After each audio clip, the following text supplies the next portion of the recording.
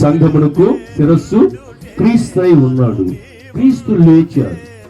తల లేస్తే ఆటోమేటిక్ గా బాడీ కూడా లేవలసిందే. మనమెవరిమి? ఆయన శరీరం. ఆయన మనకు శిరస్సు అయితే మనమెవరిమి? ఆయన శరీరం. తల లేచింది కాబట్టి ఇదిగో శరీరము కూడా లేస్తుంది ఖచ్చితంగా. ఆమేన్, హల్లెలూయా.